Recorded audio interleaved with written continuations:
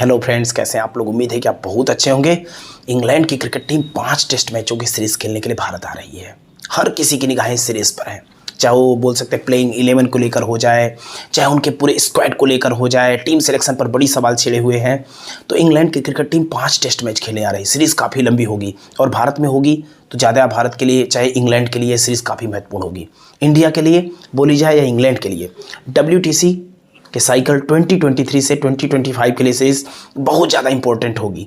और आपको याद होना चाहिए कि 5 टेस्ट मैच वो सीरीज़ है जिसमें इस चीज़ का फैसला लगभग हो जाएगा कि इस WTC के साइकिल में कौन सी टीम टॉप 2 में रहेगी। कहीं ना कहीं मुझे लगता है ऐसा, आपको कितना लगता होगा कमेंट में करके ज़रूर बताइएगा। इसके बाद यहाँ पर मैं आपको बताना चाहूँगा कि इंग्लैंड की टीम तो आ रही है। भारत ने भी अपनी 16 मेंबर की स्क्वाड अभी शाम को ही अनाउंस की है। ज़बरदस्त डिबेट छिड़ी हुई है, इंग्लैंड ने कर दी है। इंग्लैंड पर ज़्यादा ध्यान किसी ने दिया नहीं, क्योंकि सबको पता है कि स्पिन पीछे से होंगी भारत में, भारत यहाँ फेवरेट होगा, भारत का ही सिक्का चलेगा। बोले तो भारत के प्लेयर्स यहाँ अपना दबदबा बना के रखेंगे। बैटिंग करना कतई आसान नहीं होगा। अगर कीपिंग की बात करी जाए तो कीपिंग भी यहाँ आसान नहीं होने वाली है। स्पिन ट्रैक जहाँ पर दूसरे या पहले दिन से बॉल बहुत ज़्यादा टर्न लेती है, तो स्पिनर के लिए बोल सकते हैं अवसर होते हैं, तो कीपर के लिए, विकेट कीपर के लिए चैलेंजेस होते हैं। तो विकेट कीपर के सिलेक्शन पर भी बहुत सारे सवाल हैं, चाहे वो इंग्लैंड की टीम कर ले चाहे भारत। तो यहाँ पर भारत ने अपनी जो 16 मेंबर की स्क्वाड अनाउंस की है, उस स्क्वाड में 3-3 विकेट कीपर लिए गए हैं।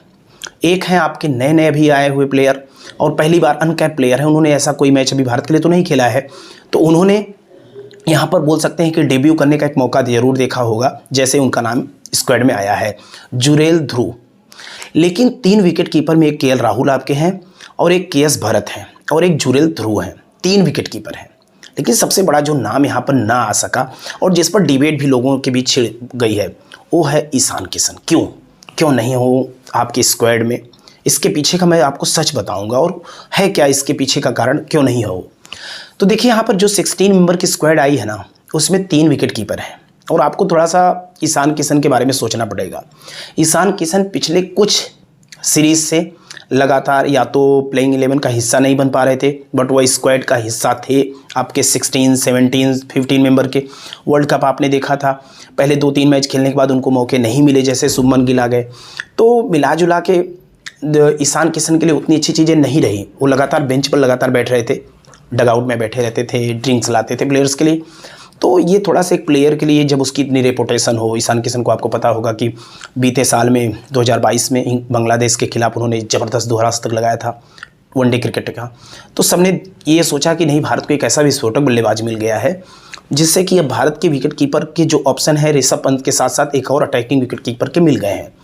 लेकिन ईशान किशन को शायद वो मौके उतने नहीं मिले या बाकी प्लेयर्स उनसे थोड़े से भारी पड़ जाते थे, चाहे टेक्निकली बैटिंग करने की बात करी जाए या दूसरे अवसरों की।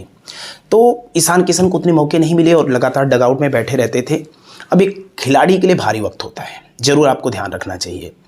फिर वो जाते हैं इंग्लैंड के खिलाफ, वो ऑस्ट्रेलिया के खिलाफ फिर सीरीज़ में उतरते वर्ल्ड कप के फाइनल के तुरंत बाद। जैसे कि भारत ने 2023 का वर्ल्ड कप का फाइनल हारा 19 नवंबर की बीते रात, तो सबको बोल सकते हैं दुख था, तकलीफ़ थी। फिर भारत 23 नवंबर से ऑस्ट्रेलिया के खिलाफ 5 T20 मैचों की सीरीज़ के लिए उतरा, तो उसमें ईशान किशन को भरपूर मौके मिले, पूरे मौके मिले। उन्होंने अच्छा भी खेला, ठीक ठाक खेला। पर ये काफ़ी था कि ईशान किशन अपनी, बोल सकते हैं, मैं तो बोलूँगा कि उनको चांसेस की ज़रूरत थी, पर वो चांसेस कंटिन्यूस उनको मिलने चाहिए थे, कंटिन्यू मिलने चाहिए थे। पर अफ्रीका जाते हैं, जैसे साउथ अफ्रीका, तो वहाँ पर फिर से यही होता है, ईशान किशन को मौके मिलने फिर से बंद हो जाते, फिर से वो उस पवेलियन या डगआउट का हिस्सा हो जाते हैं, लेकिन 11 में जगह नहीं मिलती। ऐसे वाइट बॉल क्रिकेट निकल जाती है, जैसे रेड बॉल की क्रिकेट आती है, टेस्ट मैचों की सीरीज़, तो ईशान किशन अपना नाम वापस ले लेते हैं। बोलते हैं कि कुछ, अब वो बोला तो यही गया है कि पर्सनल रीजंस, कुछ थकान, मानसिक थकान को उन्होंने हवाला दिया और भी दूसरे इशूज़ को बताया और उसकी वजह से उन्होंने अपना नाम वापस ले लिया। ईशान किशन सीरीज़ नहीं खेलते हैं और जो चैनलों ने खबर चलाई वो ये चलाई कि दुबई में उनको पार्टी करते हुए देखा गया। ठीक है, कोई मानसिक थकान से अगर गुजर रहा है तो पार्टी वगैरह कर सकता है, ऐसा नहीं है कि एकदम बिल्कुल जाके किसी बंद कमरे में बस बैठ जाएगा। तो ये सब करने के लिए, या जैसा भी मैं बोलूँ, उन्होंने नाम वापस ले लिया, थोड़ा सा बोल सकते हैं रिलैक्स होने के लिए। बट उसके बाद जब टीम आती है अफ्रीका के खिलाफ सीरीज़ के बाद, अफगानिस्तान के खिलाफ जो इस समय भारत में चल रही 3 T20 मैचों की सीरीज़, उसमें ईशान किशन का नाम नहीं रहता है। तो यहाँ पर बात ये छिड़ जाती है कि ईशान किशन के आराम मांगने की वजह से BCCI नाराज़ है। टीम का जो बोल सकते हैं मैनेजमेंट है वो नाराज़ है। टीम मैनेजमेंट पूरी तरह से खफा है उन पर, क्योंकि टीम मैनेजमेंट को लगता था ईशान किशन की हमें ज़रूरत है, बट ईशान किशन नहीं खेलते हैं।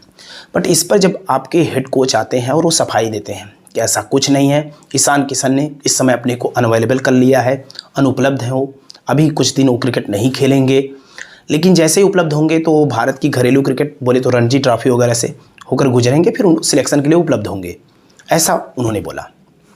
टीम आती है, अभी भी ईशान किशन उन टीमों में नहीं है, रणजी टीम वगैरह में या रणजी ट्रॉफी नहीं खेल रहे हैं। तो जुरेल ध्रुव का नाम आता है तो ईशान किशन को पनिशमेंट दिया जा रहा है, उनको पिक नहीं किया जाएगा जब तक तो वो माफ़ी नहीं मांगेंगे, ऐसा वैसा करके। पर आपको ये जानना चाहिए कि राहुल द्रविड़ जो हेड कोच है टीम के, वो तो गलत नहीं बोलेंगे। अच्छा चलिए ठीक है, उन्होंने भी कुछ सारी बातें आपको क्लियर नहीं करी होंगी, तो भी तो उन्होंने ये बोला ना कि आपको रणजी ट्रॉफी खेलना पड़ेगा और उसके बाद आप फिर किसी सीरीज़ के लिए उपलब्ध होते हैं तो आपका सिलेक्शन देखा जाएगा या सोचा जाएगा, विचार किया जाएगा आपके नाम पर। लेकिन अभी भी ईशान किशन ने अपने को उपलब्ध नहीं किया है, जो रियलिटी है। और ईशान किशन जैसे उपलब्ध होंगे तो सिलेक्शन के लिए मुझे उम्मीद है कि अगले 3 टेस्ट मैचों में आप देख पाएंगे, या हो सकता है उसके बाद की सीरीज़ में। लेकिन अभी तो Ishan Kishan as of now उपलब्ध नहीं है, आपको यही मानना है। और इसमें ऐसी कोई बात नहीं कि BCCI उनसे नाराज़ है या कोई नाराज़ है, हर कोई अपने पर्सनल रीजंस को हवाला देकर आराम लेता है।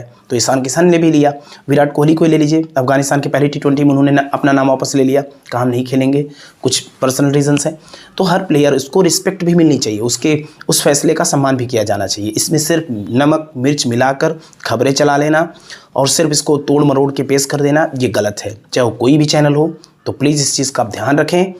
और मैं यहाँ पर आपको बताना चाहूँगा कि जैसे ईशान किशन उपलब्ध होंगे तो टीम सिलेक्शन में उनका नाम जरूर आपको देखने को मिलेगा। तो उम्मीद करते हैं ये चर्चा आपको काफ़ी पसंद आई होगी। इंग्लैंड और भारत की सीरीज़ पर आप और कुछ जानना चाहते हैं, चैनल सब्सक्राइब कर लीजिए, बेल आइकन प्रेस कर लीजिए और खबरें आपको जो लगातार मिलती रहेंगी। तो इस रिपोर्ट में, इस खबर में बस इतना ही। मुझे इजाज़त दें, फिर मिलेंगे नई वीडियो के साथ और एक नई इन्फॉर्मेशन के साथ। Please subscribe the channel. नमस्कार।